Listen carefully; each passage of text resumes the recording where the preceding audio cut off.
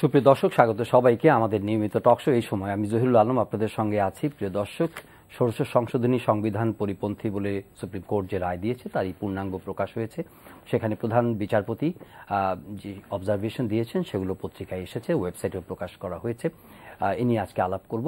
প্রধান বিচারপতি বলেছেন যে বাংলাদেশের রাজনীতিতে আমি এবং আমিত্বের সংস্কৃতি চলছে এবং তিনি এটা সমালোচনা করেছেন। তিনি বলেছেন যে আমাদের সংবিধানের ভিত্তি হচ্ছে জনগণ, আমরা জনগণ সার্বভৌম ক্ষমতার অধিকারী এবং জাতীয় সংসদ সংবিধানের পরিপন্থী কোনো আইন প্রণয়ন করতে পারে না এবং কোনো আইন সংবিধান সম্মত কিনা তা বিচার করার অধিকার সংবিধান সুপ্রিম কোর্টকে দিয়েছে। এই বিষয়গুলো নিয়ে আজকে আলাপ করব। রায়টি বলেছি যে ইতিমধ্যে সুপ্রিম কোর্টের ওয়েবসাইটে প্রকাশ করা হয়েছে। এছাড়া সময় পেলে নির্বাচন কমিশনের সংলাপে যে সূচনা হয়েছে সে নিয়ে আলাপ করব। 57 ধারার অপপ্রয়োগ হচ্ছে যত্রতত্র, সেটি বাতিলের চেয়ে অপপ্রয়োগের ব্যাপারে কথা বলেছেন আজকে ওবায়দুল কাদের, আওয়ামী লীগ সাধারণ সম্পাদক। সময় পেলে এ নিয়েও আলাপ করবো। শুরুতে পরিচিত হব দুই অতিথির সঙ্গে। রয়েছেন জনাব মোয়াজ্জেম হোসেন আলাল, যুগ্ম মহাসচিব বিএনপি, স্বাগত আপনাকে। রয়েছেন জনাব সোহরাব হাসান, সিনিয়র সাংবাদিক, যুগ্ম সম্পাদক দৈনিক প্রথম আলো, স্বাগত আপনাকে।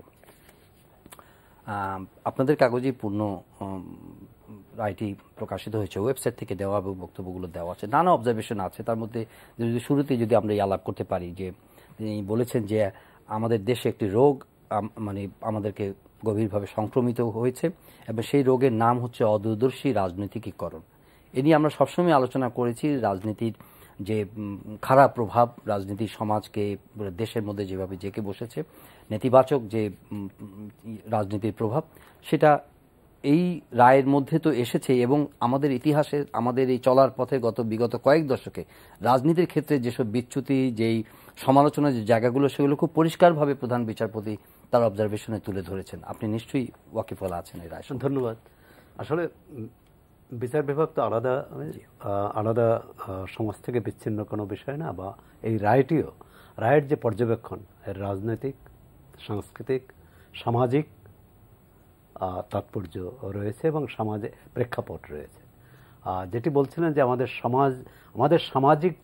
সমাজের যে গড়ন, সেখানে এবং সেই সমাজের গড়নই কিন্তু রাজনীতিকে যেদিকে নিয়ে গেছে, এবং সেটি এই মানে বর্তমান রাজনীতি না, এর আগের রাজনীতিও এক ধরনের কি বলে নেতামুখী বা একমুখী যে দল পরিচালনা, অর্থাৎ নেতা বা নেত্রী যা বলবেন সেটাই দল, তিনি মানে আমি বাংলাদেশ, এই মনোভাব, যে এটাই কিন্তু প্রধান বিচারপতির রায় আসছে যে আমিত্ব।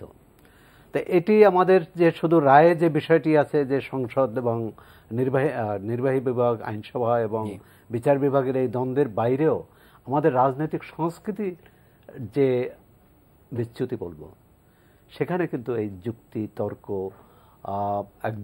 পাল্টা যুক্তি, বিতর্ক এবং সংলাপ, মানে আলোচনা, আমার রাজনৈতিক প্রতিপক্ষের সাথে যে আলোচনা, তার কিন্তু সুযোগ নেই, এমনকি দলের ভিতরে বা দলের বাইরেও। প্রথম হচ্ছে দলের ভিতরে কি আছে, কেউ বিরোধিতা, একজন যদি ভিন্ন মত পোষণ করতে পারে শীর্ষ নেতা বা নেত্রীর, তার বক্তব্য, তার অবস্থান থেকে প্রায় অসম্ভব।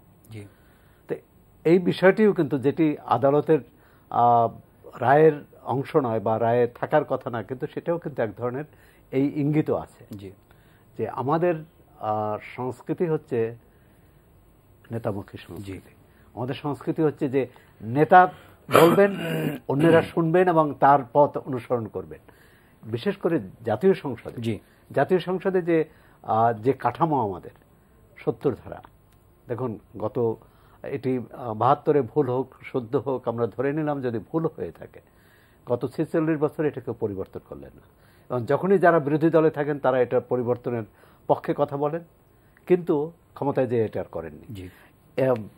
প্রধান বিচারপতির এই যে তার যে যুক্তি উপস্থাপন, সেখানে কিন্তু একটা বড় বিষয় হচ্ছে যে সংসদ স্বাধীনভাবে তো কেউ কথা বলছে না, স্বাধীনভাবে কথা বলতে পারছেন না, সংসদ স্বাধীন মত দেওয়ার কোনো সুযোগ নেই, যেহেতু এটি হচ্ছে 70 ধারা হচ্ছে দলের বাইরে সিদ্ধান্তের বাইরে শৃঙ্খলিত করে ফেলা, শৃঙ্খলিত করা।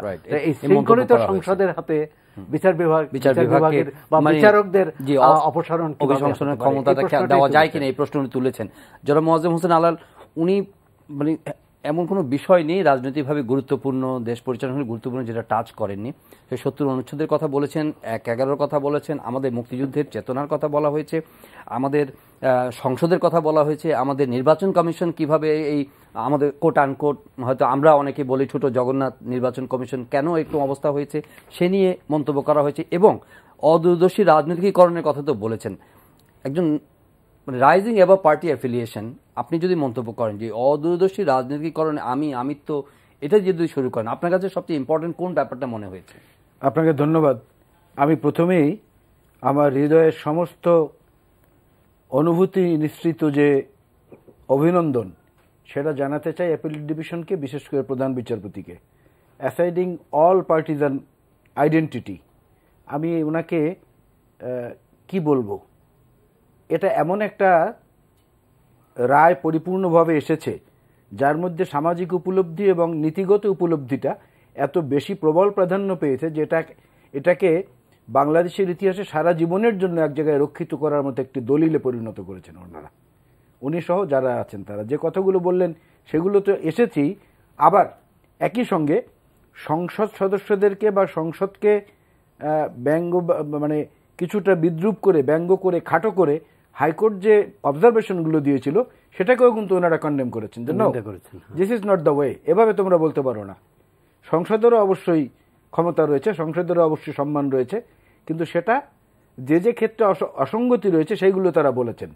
আপনি যদি দেখেন এই যে অতি সাম্প্রতিককালে মার্কিন প্রেসিডেন্ট ডোনাল্ড ট্রাম্প, যাকে অনেকেই বিভিন্ন নামে বিদ্রুপ করে সংজ্ঞায়িত করে, ওবামা কেয়ার বিল পাশ করেছিলেন তার নিজের সুপিরিয়র পাওয়ারের বলে, কিন্তু রিপাবলিকানদের এত সংখ্যাগরিষ্ঠতা থাকা সত্ত্বেও একজন লোক জন ম্যাককেন, যিনি ভিয়েতনাম যুদ্ধে আহত হয়েছিলেন, 5 বছর ভিয়েতনামে বন্দী ছিলেন, and he is suffering from cancer, যে কোনো দিন মারা যাবেন, তিনি কিন্তু প্রেসিডেন্টের টেলিফোনের রিকোয়েস্ট করে ভায়োলেট করে তারপরে তার সঙ্গী সাথীদেরকে নিয়ে এটার বিপক্ষে ভোট দিয়েছেন, অর্থাৎ ওবামা কেয়ার বিলের পক্ষে ভোট দিয়েছেন, যে কারণে 47-51 হয়েছে, দেখেছেন আপনারা।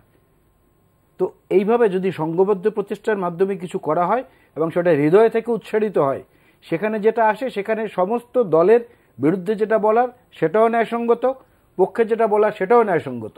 আর আমিত্বের বিষয় সম্পর্কে উনি যেটা বলেছেন সেটার উপরে এই রায়ের পরবর্তীতে অ্যাটর্নি জেনারেল সাহেব আবার যে প্রতিক্রিয়াটা দিয়েছেন, সেই প্রতিক্রিয়াটা আমার কাছে ব্যক্তিগতভাবে ভালো লাগেনি। এটাও আমি দলীয় পরিচয়ের বাইরেই বলছি।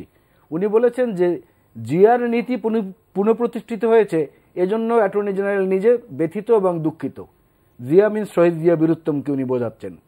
জিয়াউর রহমান সাহেব এই সুপ্রিম জুডিশিয়াল কাউন্সিল ফর্ম করেছিলেন, এই রায়ের মাধ্যমে সেই জায়গাটায় ফেরত গেল, এখন পুনরুজ্জীবিত হলো। হ্যাঁ, পুনরুজ্জীবিত হলো।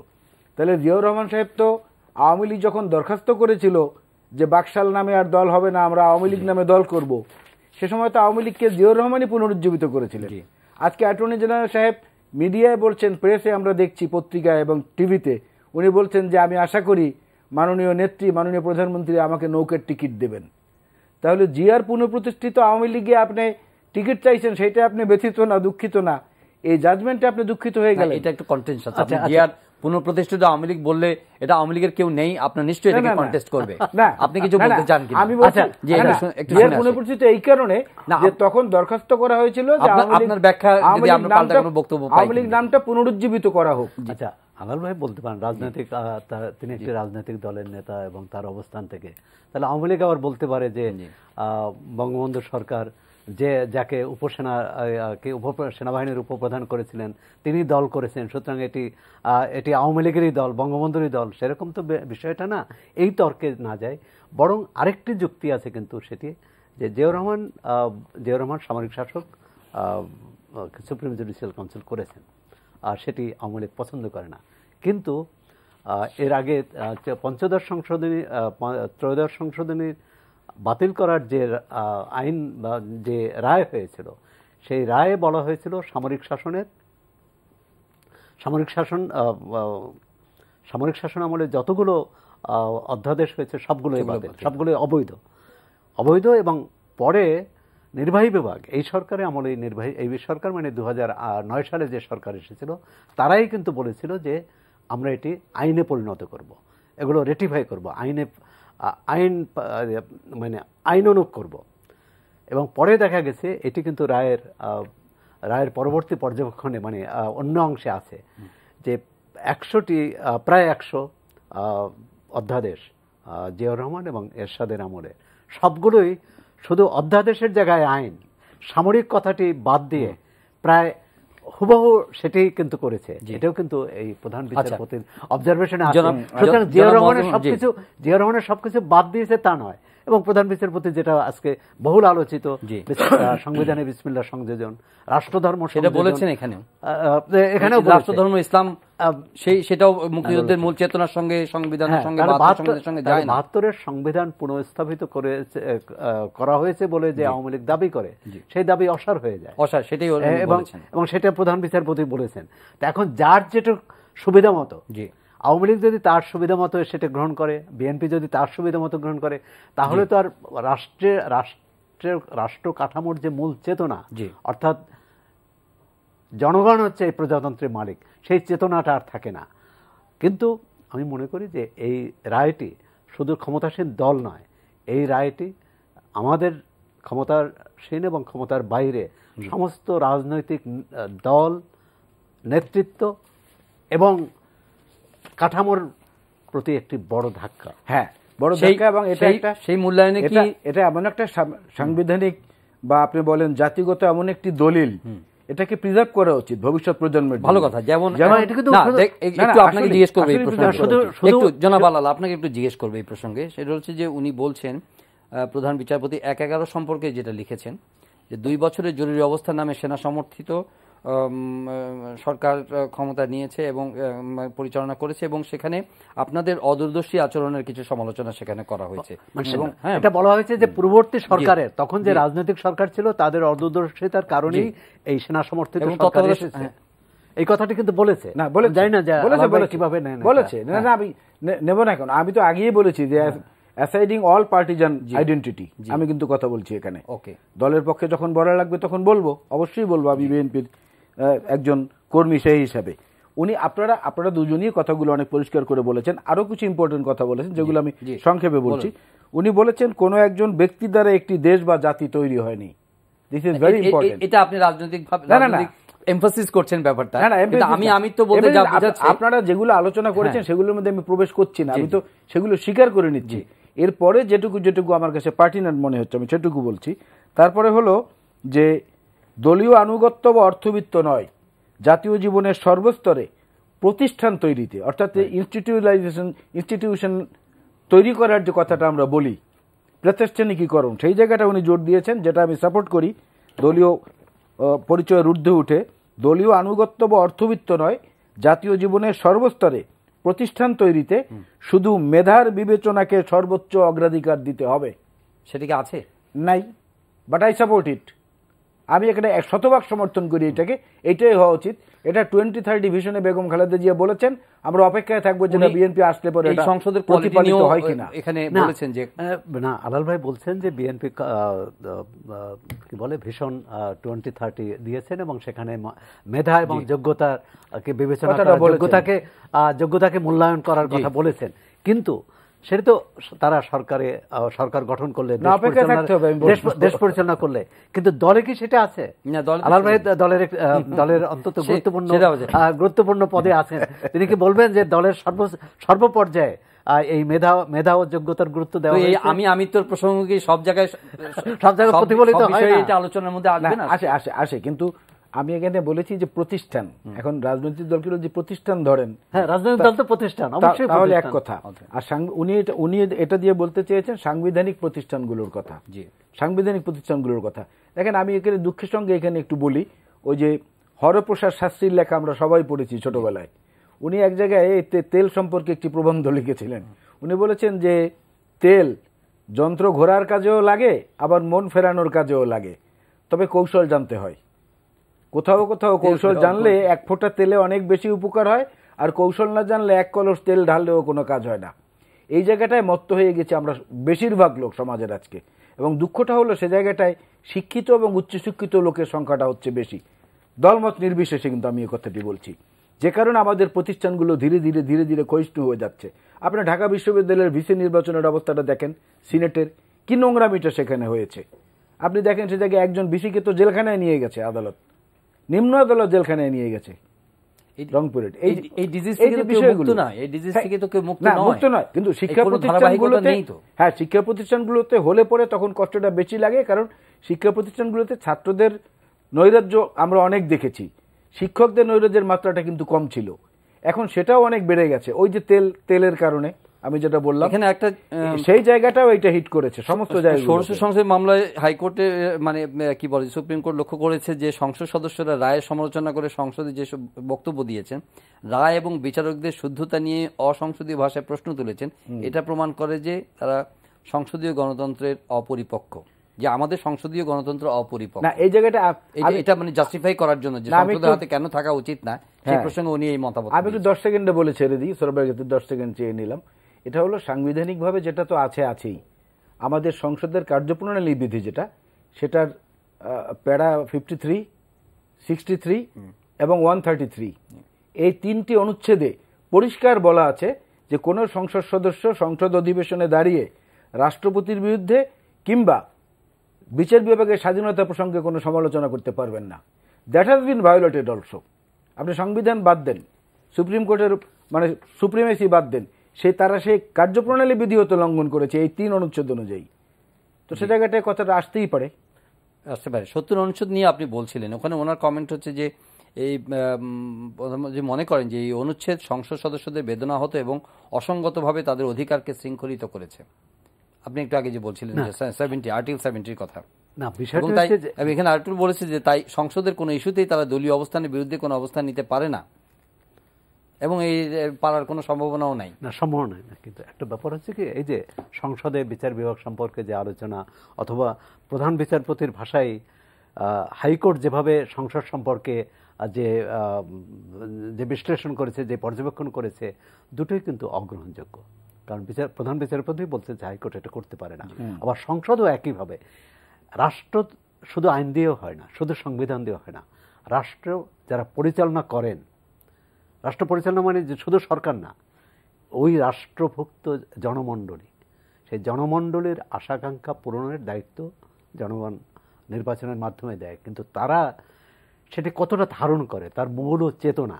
বাংলাদেশ পাকিস্তান নয়, পাকিস্তান রাষ্ট্র বিরুদ্ধে যুদ্ধ করেই বাংলাদেশ হয়েছে, তার একটি ঐতিহাসিক প্রেক্ষাপট আছে, তার একটি আকাঙ্ক্ষা ছিল জনগণের, তার একটি চেতনা ছিল। সেই চেতনাটা আমরা কিভাবে ভুলুণ্ঠিত করেছি এক এক সরকারি।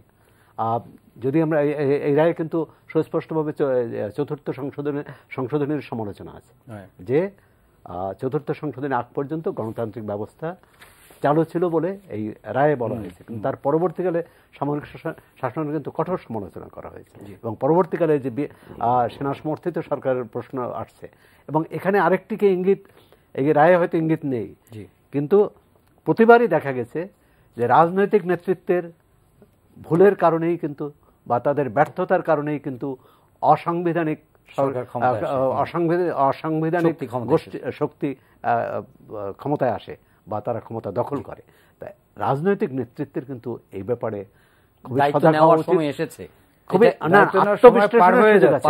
আত্মসমালোচনা, আত্মবিশ্লেষণের সুযোগ এসেছে। নির্বাচনটা কিন্তু শুধু ক্ষমতায় যাওয়া বা থাকার বিষয় না। আমি তো মনে করি যে এই রায়টি যদি রাজনৈতিক নেতৃত্বকে ধাক্কা দিতে পারে এবং তাদেরকে একসঙ্গে যে পুনর্মূল্যায়নের, তার ভূমিকা পুনর্মূল্যায়নের, কে কি কাজ করেছে সেটা পুনর্মূল্যায়নের একটা সুযোগ এনে দিতে পারে। জনাব আলাল, যে কথাটা বিরতিতে যাওয়ার আগে উঠেছিল যে রাজনৈতিক যে মহল আছেন, যারা রাজনীতিক আছেন, তাদের আত্মোপলব্ধি, তাদের আত্মজিজ্ঞাসার সময় আপনি বলছেন যে পেরিয়ে গেছে বা চলে যাচ্ছে, তাই না? পার হয়ে যাচ্ছে, মানে সময় এসেছে নয়, পার হয়ে যাচ্ছে। এমনি জেনুইনলি যেটা আমি শুরুতেই জিজ্ঞেস করেছিলাম যে মানে পার্টির পরিচয়ের বাইরেও ধরুন এরকম একটা যুগান্তকারী রায়, আপনি বলছেন যে যুগান্তকারী, আপনার ভাষা আপনি খুব অ্যাপ্রিসিয়েট করলেন। How many of the political মানে কি বলছে লিডার্স, তারা এটাকে গভীরভাবে পড়েছে, বুঝেছে এবং কারেকশনের কথা ভেবেছে বলে, পড়বেন বলে মনে হয় আপনার? হাইপোথেটিক্যালি জিজ্ঞেস করলাম। না, হাইপোথেটিক্যালি সবাই পড়েছেন। আমি হাইপোথেটিক্যালি যদি বলি, আমার ধারণা সমস্ত রাজনীতিবিদরা পড়েছেন এবং পড়বেন এবং এটা থেকে শিক্ষা নেবেন বলে আপনার। বাট প্র্যাকটিক্যালি আমার যে অভিজ্ঞতা, তাতে কতজন এটা পড়েছে এ সম্পর্কে আমার সন্দেহ রয়েছে। সেটা একটি ক্ষুদ্র ভগ্নাংশ হতে পারে সকল রাজনৈতিক দল মিলিয়ে, এবং এর থেকে শিক্ষা গ্রহণ করতে পারে। যেমন ওই যে আপনি 111-এর কথা বললেন, চমৎকার অবজারভেশন দিয়েছে। আমাদের বিপক্ষেও যেতে পারে, এরকম অনেক কথা আছে, বিপক্ষে গেছে বিএনপি, তৎকালীন বিএনপির, কিন্তু পরবর্তীতে আবার আফটার ইফেক্ট যেটা হয়েছে সেটা কিন্তু আরও ভয়ঙ্কর। কারণ এই যে সংবিধান আমার সামনে, এই সংবিধানে এটা সম্ভবত ত্রয়োদশ সংশোধনীতে এই আওয়ামী লীগ সরকারের, বর্তমান আওয়ামী লীগ সরকারের আমলে হয়েছে, সেখানে বলা আছে যে কিছু অলঙ্ঘনীয় বিধান আছে এই সংবিধানে, যেটাকে কোনো ক্রমেই পরিবর্তনযোগ্য না। তার মধ্যে একটা হচ্ছে 7B, 7-এর খ বলে যেটাকে বাংলায়। সেখানে লেখা আছে এই জোরপূর্বক রাষ্ট্র ক্ষমতা দখল করা বা এটা করা, এটা যেমন রাষ্ট্রদ্রোহিতার অপরাধ। আর একটা সাবসেকশনে গিয়ে বলা আছে যে কেউ যদি এটাকে মার্জনা করে, অনুসমর্থন দেয় অথবা সমর্থন প্রদান করে, সেও রাষ্ট্রদ্রোহের অভিযোগে অভিযুক্ত হইবে এবং সর্বোচ্চ শাস্তি মৃত্যুদণ্ড। তাহলে আওয়ামী লীগের নেত্রী যে বললেন যে আপনাদেরকে ইন্ডেমনিটি দেবো, ইন্ডেমনিটি দেবো, ইন্ডেমনিটি দেবো, এবং সংসদে সংখ্যাগরিষ্ঠ হয়ে প্রধানমন্ত্রী হয়ে সেই রাষ্ট্রদ্রোহের অপরাধকে অনুসমর্থন মার্জনা দিয়ে দিলেন সংসদে ইন্ডেমনিটি বিল পাশ করে। এখানেও তো সে অলঙ্ঘনীয় বিধান তারা লঙ্ঘন করেছেন বর্তমান আওয়ামী লীগ। তার মানে বড় বড় অপরাধ কিন্তু সবাই করছে। 7B ভায়োলেট করেছে কিন্তু এই আওয়ামী লীগ সরকার, যেটা কি কোনো আইন করেছে যে তত্ত্বাবধায়ক সরকারের? হ্যাঁ, ইন্ডেমনিটি দিয়েছে না সংসদে, ইন্ডেমনিটি দিয়েছে তো 2009-এর পার্লামেন্টের কথা আমি বলছি। ইন্ডেমনিটি দিয়েছে, দিয়ে তো ওই 7B ভায়োলেট করেছে তারা। এখানেও তো সংবিধান লঙ্ঘিত হয়েছে প্রচন্ড রকমে। বিএনপি যদি অরাজকতা করে থাকে তার চেয়ে তো বড় অপরাধ করেছে তারা। সুতরাং এই দায় সবাইকেই নিতে হবে। ওই জন্যই বলেছি যে সময় এসেছে না, সময় পার হয়ে যাচ্ছে। আমাদের সচেতন হওয়ার বোধহয় খুব বেশি বিলম্ব করাটা ঠিক হবে না, জাতির অপূরণীয় ক্ষতি হয়ে যাবে। তবে এক্ষেত্রে আমি যেটা যোগ করতে চাই আলাল ভাইয়ের সাথে, সেটা হবে কি যে আওয়ামী লীগ এটা খুঁজবে যে তার পক্ষে কি আছে, বিএনপির বিপক্ষে আছে কি, সেটা ব্যবহার করবে। আর বিএনপি খুঁজবে যে আওয়ামী লীগের বিপক্ষে আছে কি, সেটা। কিন্তু এই রায়কে রাজনৈতিকভাবে ব্যবহার করার কোনো সুযোগ নেই, এটা সবাইকে সমান। এই রায়কে সুযোগ নেই, কিন্তু জেনারেলি সৌরভ ভাই যেটা বলেছেন মানে সেইটা আমি বলবো that's the art of democracy. আপনার ত্রুটি আমি ধরিয়ে দেবো, আমারটা আপনি ধরিয়ে দেবেন। আওয়ামী লীগ বিএনপির ত্রুটিগুলো ধরিয়ে দেবে এই রায় থেকে, যে বিএনপি এটা করেছে। যেমন আপনি 111 যদি বলি, আবার যেটা উনি ধরিয়ে দিলেন, তার মধ্যেও কিন্তু সত্যটা বেরিয়ে আসবে, সত্যটা আসবে। এবং হেলদি আলোচনা হতে পারে, বললাম যে that's the art of democracy. সেটা বিতর্ক হতে পারে বা আলোচনা সংলাপও হতে পারে, কিন্তু এরপরে এর সংশোধন হবে কিনা, মানে ভবিষ্যতে এরকম ভ্রান্তি না হয়, এরকম বিচ্যুতি না হয়, এই কাজগুলো করবেন কিনা। যেমন এখন সামনে বড় প্রশ্ন তো আগামী নির্বাচনটা কিভাবে হবে, এবং আমরা 2014-এর মতো নির্বাচন কেউ চাই না। ক্ষমতাসীন দলও বলছে তারা এরকম নির্বাচন চায় না। তাহলে সবাইকে মিলে কিভাবে নির্বাচন করতে হবে। এই রায়ের আরেকটি তো এই যে বহুত্ববাদিতা, অর্থাৎ এই রাষ্ট্র হচ্ছে জনগণের, তাই জনগণের রাষ্ট্র হলে জনগণের মতামতের প্রতিফলন করতে হবে, জনগণের রাষ্ট্র পরিচালনায় তার অংশগ্রহণ থাকতে হবে।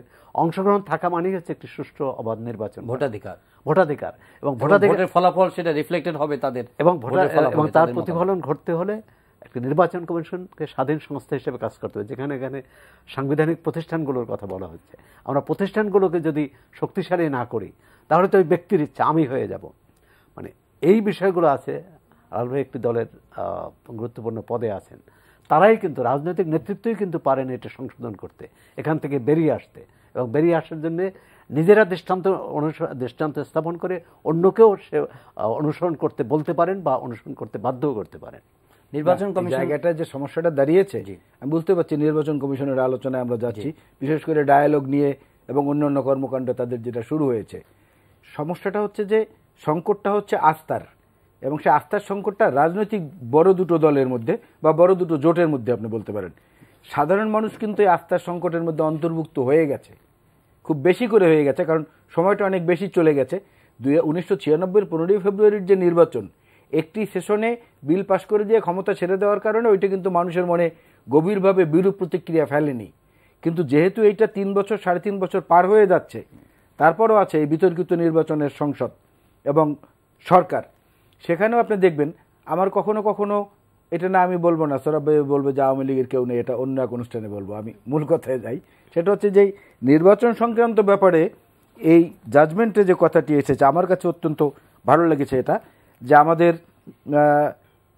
এই দুটি প্রতিষ্ঠান অর্থাৎ সংসদ এবং নির্বাচন কমিশন যদি জনগণের আস্থা এবং শ্রদ্ধা অর্জনের জন্য প্রাতিষ্ঠানিকীকরণ থেকে বিরত থাকে তাহলে কোনো গ্রহণযোগ্য নির্বাচন হতে পারে না। আমাদের সংসদ এবং নির্বাচন কমিশন এই দুটো প্রক্রিয়ায় শিশু অবস্থায় রয়ে গেছে। জনগণ এই দুটি প্রতিষ্ঠানের উপর আস্থা অর্পণ করতে পারছে। আচ্ছা, এই প্রসঙ্গে আপনাকে একটু জিজ্ঞেস করে রাখি, এটাও বলেছে যে এই আদালত লক্ষ্য করেছেন যে প্রতিটি জাতীয় নির্বাচনে রাজনৈতিক দল যারাই নির্বাচনে হেরে যায় তারা নির্বাচন নিরপেক্ষতা নিয়ে প্রশ্ন তোলে এবং বিরোধী দল সংসদে সহযোগিতা করে না। এই দায় তো আপনারাও এড়াতে পারেন না। পারি না তো, আমি তো অস্বীকার করছি না, দায় এড়ানোর তো ক্ষমতা নেই। কারণ বিএনপি তো নির্বাচিত হয়ে দেশ পরিচালনা করেছে একাধিকবার। বিএনপিরও তো দায় দায়িত্ব ছিল, নিশ্চয়ই বিএনপিরও ভুল আছে। আর শতকরা শতভাগ ক্ষমতায় এসে দেশ পরিচালনা করছেন সেই অংশে বলছে যখন আপনারা বিরোধী দলে ছিলেন, বিরোধী দলের সংসদ পরিচালনা সহযোগিতা করেন, বিরোধী দলের সাংসদ হিসাবে সংসদে আপনারা যথার্থ ভূমিকা রাখেন নেই না, সেই অভিযোগটা আছে বিভিন্ন দিক থেকে। আবার তার কিছু গ্রহণযোগ্য প্রতিউত্তর বা সদুত্তর না হলেও প্রতিউত্তরও আমাদের কাছে আছে। সেই বিতর্কে আমি যেতে চাই না। আমি চাচ্ছি যে আমরা তো নতুন করে শুরু করতে পারি, লেট আস স্টার্ট। সেই স্টার্টিংটা তো এখন পর্যন্ত বিএনপির যে অ্যাটিচিউডটা আছে সেটাকে যদি অ্যাকসেপ্ট করা হয় তাহলে তো অনেক কিছু করা যায়। যেমন আপনি দেখবেন এই নির্বাচন কমিশন গঠন হওয়ার পরে আমরা কিন্তু খুব জোরদার কোনো ভাষায় তাদেরকে আক্রমণ করিনি। গত পরশুদিনও আমরা তাদের কাছে আমাদের এখন আমি কথা বলছি বিএনপির পার্টিজান আইডেন্টিটিতে আয় ব্যয়ের হিসাব দিয়ে এসেছি। আমরা এই সংলাপকে সাধুবাদ জানিয়েছি। কিন্তু বিষয়টা দাঁড়িয়েছে কি, আমার মতে একটা নির্বাচন কমিশনের কর্মকাণ্ডের তিনটি দিক, একটা হচ্ছে লিগাল, একটা হচ্ছে টেকনিক্যাল, একটা হচ্ছে ইথিক্যাল। এখন ইথিক্যাল দিকটা থেকে এই নির্বাচন কমিশনের এখন অবধি আমরা কিছু দেখতে পাইনি। লিগাল দিকটায় দেখতে পাচ্ছি না, এবং লিগাল দিকটায় দেখতে পাচ্ছি এলোমেলো। কারণ আমরা দেখলাম প্রধান নির্বাচন কমিশনার একবার বললেন ইভিএম আমরা বাতিল করে দিয়েছি, ওটা নিয়ে কোনো আলোচনা নাই। আবার পরে উনি আবার প্রেসের সামনে বললেন ইভিএম নিয়ে আলোচনা হবে। আবার মাহবুব আলম তালুকদার সাহেবকে দিয়ে একটা কমিটি করে দেওয়া হয়েছিল নির্বাচন কমিশনের অফিসারদের পদায়ন, উন্নতি এবং বদলি ইত্যাদি ব্যাপারে। ওনাকে অ্যাভয়েড করে 100-র উপরে অফিসারকে এইভাবে এই কাজগুলো করে দেওয়া হয়েছে। উনি জানেন না, উনি লিখিত নোট অফ ডিসেন্ট দিয়েছেন এবং প্রেসেও সেটা বলেছেন। এই যে লিগাল ব্যাপারগুলোতেই তালগোল পাকিয়ে ফেলছেন, এটা হলো একটা দিক। আরেকটা দিক, অনেকে বড় বড় অনেক উদাহরণ ব্যাপার চিফ ইলেকশন কমিশনার বলেছেন যে এগুলোতে কোনো পরামর্শের দরকার হবে না। পরামর্শ না, নিজেই এগুলো করতে পরামর্শ না, যারা এটা পর্যবেক্ষণ করেন তাদের মনে ধাক্কা লাগছে যে ইন্টেনশনটা তাহলে কি। আর ইথিক্যাল কথাটা যদি বলেন, আমরা 5 বছরের জন্য নির্বাচন কমিশনকে সাংবিধানিকভাবে নিয়োগ দেওয়া হয়, ট্যাক্সের টাকাটা তো জনগণের। উনি যদি বলেন যে নির্বাচনের শিডিউল ঘোষণার আগে পর্যন্ত নির্বাচন কমিশন নিরপেক্ষ নির্বাচনের ব্যাপারে কিছু বলতে পারবে না, তাহলে তো 3 মাসের জন্য নির্বাচন কমিশন করলেই হয়। 5 বছরের খরচপাতি দিয়ে ওনাদেরকে রাখাদের আমাদের দরকার কি? আপনি এই পাশের ছোট্ট দেশ নেপাল, এটাও কি ফিজিবল কিনা যে 5 বছর ধরে নির্বাচনী আচরণবিধি প্রয়োগ করবে? না, নির্বাচনী আচরণবিধির কথা আমি বলছি না, প্রধানমন্ত্রী বা ক্ষমতাসীন দল আচরণবিধির কথা বলছি না আমি। আমি একটু শেষ করি, আমি শেষ করে দিচ্ছি। আমি নির্বাচনের আচরণবিধির কথা বলছি না। আমি নির্বাচনী কর্মকাণ্ডের মধ্যে অন্যতম একটি হচ্ছে স্মার্ট কার্ড প্রকল্প। এই স্মার্ট কার্ড প্রকল্পের মোট বাজেট হচ্ছে 816 কোটি টাকা। কাজের অগ্রগতি হয়েছে 2.86%। মাত্র রেফারেন্স কিন্তু সোরাব ভাইদের পত্রিকা প্রথম আলো, সেখান থেকে রেফারেন্স দিয়ে বলছি। 816 কোটি টাকার প্রকল্পে 2.5 বছরে 2.86% কার্ড বিতরণ করা হয়েছে। কিন্তু বিল তুলে নিয়েছে 408 কোটি টাকা আউট অফ 816 করোড়। এখানেও দুর্নীতি, 50% হওয়ার কথা। হ্যাঁ, 50, সেখানে হয়েছে 3%-এরও কম। এটা একটা ধাক্কা, কারণ এই যে স্মার্ট কার্ড বিতরণ ছাড়া তো ওখানে গিয়ে ঝামেলা হবে। এটা তো এই কমিশনের কাজ নয়, অবশ্যই কমিশনের কাজ। ওখানে তো কাজ নয় বলতে যে এগুলো তো আরো আগেই স্মার্ট কার্ড, না, ওই যে 5 বছর ধরে এগুলো চলে। আর আচরণবিধির কথা যদি আপনি বলেন, আমি সংক্ষেপে ছেড়ে দিচ্ছি। নেপালের উদাহরণ আমি দেই। নেপালে রাজতন্ত্রের পতন হওয়ার পরে একটা টার্মোয়েল গেল বহুদিন ধরে, আমরা জানি। সেখানে প্রধান নির্বাচন কমিশনার যিনি নিয়োগ পেয়েছিলেন, তিনি 45 দিনে 90টি সভা করেছেন স্টেক হোল্ডারদের সঙ্গে, নেপালের মতো ছোট্ট দেশে। এবং আজকে নেপালে গণতন্ত্রের সুবাতাস বইছে, রাজতন্ত্র ভুলে গেছে। উনি যখন নেপালের মতো ছোট দেশ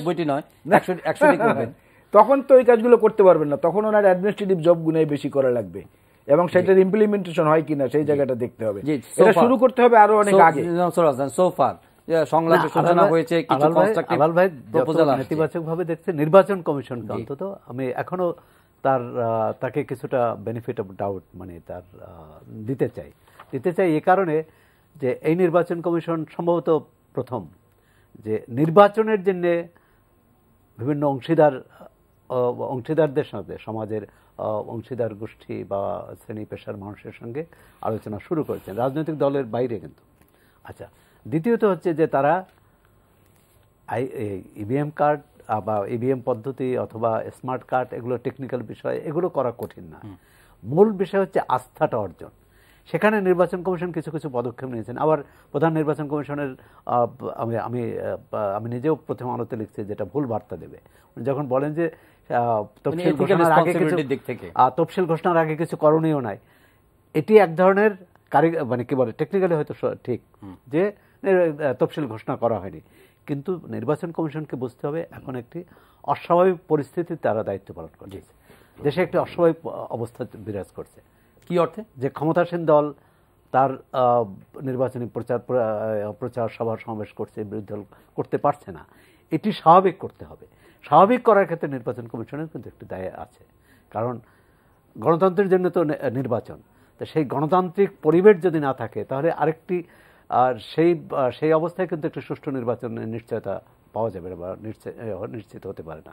এখন হ্যাঁ, যে হতে পারে যে লেভেল প্লেইং ফিল্ড যেটা বলা হয় যে সমতল ক্ষেত্র তৈরি করা, যে উনি বললেন যে তফসিলের পরে হবে, কিন্তু এই 21 দিনের বা 4 সপ্তাহের এই তফসিল দিয়ে কিন্তু এটি লেভেল প্লেইং ফিল্ড করা সম্ভব হবে না। সে কারণেই আমি বলি যে আলোচনাটা শুধু নির্বাচন কমিশনের সঙ্গে রাজনৈতিক দলগুলোর যেমন হওয়া উচিত, রাজনৈতিক দলগুলোর সাথে রাজনৈতিক দলগুলোর হওয়া উচিত। এটা একটা যৌক্তিক এবং বাস্তবসম্মত হলো কিনা? না, বাস্তব না। আজকে দেখলাম যে দলগুলো রাজনৈতিক দলের সঙ্গে আলাপ করবে। আচ্ছা, আমি দেখলাম যে আওয়ামী লীগের সাধারণ সম্পাদক বলছেন যে 15ই জানুয়ারি যে 15ই আগস্ট খালেদা জিয়া যে ভুয়া জন্মদিন পালন করেন, অর্থাৎ তার ভাষায় যে সেটি যদি না করেন এবং সেজন্য যদি ক্ষমা চান তাহলে আলোচনা হতে পারে। এখন আওয়ামী লীগের সাধারণ সম্পাদক যদি মনে করেন যে বিএনপির প্রধান ক্ষমা চাইলেই সমস্ত সমস্যা দূর হয়ে যাবে, সাধারণ সম্পাদক বলেছেন, সৈয়দ আশরাফ সাহেব। আচ্ছা, তো এখন এই যে পারস্পরিক মানে কি বলে এক ধরনের আক্রমণ করে কথা বলা, এখন আমি মনে করি যে 15ই আগস্ট যদি খালেদা জিয়ার বিএনপি প্রধানের জন্মদিন হয়েও থাকে তাহলে পালন করা উচিত। কারণ বাংলাদেশের স্থপতি যিনি, তার এরকম নৃশংসভাবে হত্যার দিন তাকে এবং না এখন তো ঘটা করে ওটা পালন করা হয় না আগের মতো। সেদিন এরকম ঘটা করে বা আড়ম্বর করে মানে এত কেক কেটে উদযাপন করা, মানে এটি মানে সামাজিকভাবেও এটি দেখতে এটি পালন করা হয় না। ডু ইউ বিলিভ যে আপনার 15ই আগস্টের বিষয়টা যদি না করে তাহলেই দুই দল কাছাকাছি আসতে পারবে, সম্ভব হবে? আওয়ামী লীগের পক্ষ থেকে এটা বলা হয় না। আপনি কি বিলিভ? আওয়ামী লীগ এটা একটা তো হচ্ছে অন্তত এই যুক্তিটা তো আর তখন দিতে পারবে না যে বিএনপি প্রধান 15 তারিখ ঘটা করে জন্মদিন পালন করে। এটা যদি না করেন তাহলে অন্তত এই অভিযোগ তো তারা তুলতে পারবে না। আরেকটি তাদের বড় অভিযোগ 21শে আগস্টে গ্রেনেড হামলা। সেক্ষেত্রে আমি মনে করি বিএনপির উচিত, বিষয়টি বিচারাধীন আছে, বিএনপির উচিত এর সঙ্গে যারাই অভিযুক্ত তাদের সঙ্গে সংস্রব ত্যাগ করা অন্তত রায় পর্যন্ত। যে বিএনপিকে কিন্তু 21শে আগস্টের দায় মানে দায় অস্বীকার করে, অর্থাৎ আমরা এর সঙ্গে জড়িত না, তাদের নিয়ে এই রাজনীতি করতে হবে। আর যদি কেউ এই 21শে আগস্টের সাথে যুক্ত কোনো ব্যক্তি বিএনপির নেতৃত্ব দেন, আমি মনে করি বিএনপি জনগণের কাছে প্রশ্নবিদ্ধ হবে, শুধু আওয়ামী লীগের না। আমি তো এই বিতর্কে যেতে চাইনি। সৌরভ ভাই আসলে এই বিতর্কগুলো নিয়ে এসেছেন, ভালো, ওটা বিচারাধীন বিষয় 21শে আগস্ট সম্পর্কে, সেটা না। কিন্তু ইথিক্যালি যে পার্টি উনি বলেছেন সে পার্টির সঙ্গে আমি দ্বিমত করি না। কিন্তু দুঃখজনক হলো এই কারওয়ান বাজারে বেগম খালেদা জিয়া ঢাকা সিটি কর্পোরেশনের নির্বাচনী প্রচারণায় নেমেছিলেন। গাড়ি ভাঙা হয়েছে, উন্মত্ত নৃত্য করে তার সিকিউরিটিকে গুলি করে আহত করা হয়েছে, তার গাড়িতে গুলি করা হয়েছে। একটা জিডি পর্যন্ত এই সরকারের পুলিশ আমাদের কাছে তিনবারের নির্বাচিত প্রধানমন্ত্রী, বাদ দেন বেগম খালেদা জিয়া ব্যক্তি, 3বারের নির্বাচিত প্রধানমন্ত্রী এই দেশে, সেটা তো হয়নি। এই বিতর্কে আমি যেতে চাই না। আমি যেটা যেতে চেয়েছিলাম সেটা হলো সুষ্ঠু এবং অংশগ্রহণমূলক নির্বাচন চাচ্ছি আমরা সবাই, এই কথায় তো আমরা সবাই একমত। সুষ্ঠু নির্বাচনের সংজ্ঞা আন্তর্জাতিক মানবাধিকার সনদে কি দেওয়া হয়েছে, যেটা বাংলাদেশের স্বাক্ষরকারী দেশ, irrespective of BNP Awami League, Bangladesh স্বাক্ষরকারী দেশ। সেখানে বলা আছে যে সুষ্ঠু নির্বাচন বলতে শুধুমাত্র নিয়মমাফিক ভোট গ্রহণ এবং সুষ্ঠুভাবে ফলাফল ঘোষণা, এটার মধ্যেই সীমাবদ্ধ না। সুষ্ঠু নির্বাচন বলতে আমরা বুঝি সেইটা যেই নির্বাচনে হেরে যাওয়া প্রার্থী এবং তার দল উৎসাহের সঙ্গে অংশগ্রহণ করবে। 1। 2 নম্বর হলো 1948 সনে আন্তর্জাতিক মানবাধিকার আইন যেটা পাশ হয়েছে, সেটার 29 নম্বর অনুচ্ছেদে, যেখানে বাংলাদেশ স্বাক্ষরকারী, সেখানে বলা হয়েছে জেনুইন নির্বাচন বলতে যেটা বুঝায় সেটা পুরোপুরি মানবাধিকার ভিত্তিক, অর্থাৎ সংগঠনের স্বাধীনতা, সমাবেশের স্বাধীনতা, কথা বলার স্বাধীনতা, এগুলোকে বাধাগ্রস্ত করা যাবে না কোনো সময়ই, এবং নির্বাচনী প্রক্রিয়ার মধ্যে এগুলোকে আনতে হবে। সেই কথাগুলোই কিন্তু সৌরভ ভাই বলেছেন, ইউনিভার্সাল ডিক্লারেশন। তো সুতরাং আমরা ওই 3 মাস আগে নির্বাচন কমিশনের ক্ষমতাটা তো শুধুমাত্র তফসিলবন্দি থাকলে হবে না, শিডিউল বেস থাকলে হবে না। প্রসঙ্গটা আসতে চাচ্ছিলাম যে সংক্ষেপে একদম, যে ওই দুই মানে বড় রাজনৈতিক দলগুলোর সঙ্গে সংলাপের যে মানে কি বলে যে আকাঙ্ক্ষা বা আশা, সেটার কোনো বাস্তবতা আপনি দেখেন কিনা? না, সেটার বাস্তবতা বলা হচ্ছে 15ই আগস্টকে রিলেট করা হয়েছে, বাট মানে বিয়ন্ড অফ মানে অল দি ফ্যাক্টস মানে ইন সিন, আপনারা এই নির্বাচন কমিশনের সংলাপের বাইরে দলগুলোর মধ্যে সংলাপ হবে এবং তারা একটা মতকে পৌঁছাবে সুষ্ঠু নির্বাচন। আচ্ছা, যখন আলাল ভাই এবং আওয়ামী লীগের কোনো নেতা পাশাপাশি বসে কথা বলেন, সেটাও তো এক ধরনের সংলাপ। হ্যাঁ, না ডেফিনেটলি সৌরভ ভাই যেটা বলেছেন, আমি সেই সেন্টিমেন্টের বাইরে না, সেন্টিমেন্টের বাইরে না, কিন্তু প্রশ্নটা হচ্ছে যে ওই যে কথাগুলো রায় এসেছে, একজন ব্যক্তিদের একটি দেশ বা একটি জাতি গঠিত হয় না, ওই বাড়াবাড়িটা যখন করতে যায়, অন্য সবাইকে ম্লান করে দিয়ে শুধুমাত্র মরহুম শ্রদ্ধেয় শেখ মুজিবুর রহমানকে এককভাবে দাঁড় করানোর চেষ্টা করা হয়, তখন বিতর্কগুলো চলে আসে। যেমন 15ই আগস্ট অপারেশন জ্যাকপট হয়েছিল, বাংলাদেশের মুক্তিযুদ্ধের ইতিহাসে সবচেয়ে গৌরবোজ্জ্বল দিন, যে লিম্পেট মাইন ফিট করে পাকিস্তান সেনাবাহিনীর 2টো যুদ্ধজাহাজ তারা উড়িয়ে দিয়েছিল, এবং সেখানে 26,000 অস্ত্র ছিল শুধুমাত্র, অফিসার মারা গেছে অনেক পাকিস্তানি আর্মিদের। সেটা হচ্ছে 1971-এর 15ই আগস্ট। 1971-এর 15ই আগস্ট শহীদ ওয়ালিউল্লাহ সাহিত্যিক, তার জন্মদিন। এগুলো পালন করতে গেলেও যদি সেখানে পেটানো হয়, বাধাগ্রস্ত করা হয়, স্বাভাবিকভাবেই তো বিতর্ক চলে আসে। সুতরাং এই বাড়াবাড়িগুলো বাদ দিলে বিএনপি 15ই আগস্ট বেগম খালেদা জিয়ার জন্মদিন যদি হয়ও সঠিক, পালন করা উচিত না, এটা উনি বলেছেন। হ্যাঁ, ঘটা করে পালন করা উচিত না, ঘরোয়াভাবে পালন করতে পারে যে কেউ তার জন্মদিন, কারণ জন্মদিন তো আর কোনো আইন করে বন্ধ করা যাবে না। আর দ্বিতীয় হচ্ছে যে 21শে আগস্টের দায় বিএনপির উপরে ওই দিক থেকে পড়ে যে বিএনপি তখন রাষ্ট্র পরিচালনায় ছিল, কিন্তু যেহেতু বিচারাধীন, হ্যাঁ বলতে চাই, কিন্তু আমিত্বটা এত বেশি করে বর্তমান আওয়ামী লীগের উপরে চেপে বসেছে, সর্বকালের সীমা ছাড়িয়ে গেছে। আমরা সময় নিয়ে আজকে ধন্যবাদ জনাব আলাল, ধন্যবাদ জনাব সৌরভ হাসান স্টুডিওতে আসার জন্য। প্রিয় দর্শক, আজকের অনুষ্ঠান শেষ করছি, সবাই ভালো থাকবেন। অনুষ্ঠানটি আপনারা অনলাইনেও দেখতে পারেন, ভিজিট করুন www.ntpt.com। দেখা হবে আবারও পরের অনুষ্ঠানে।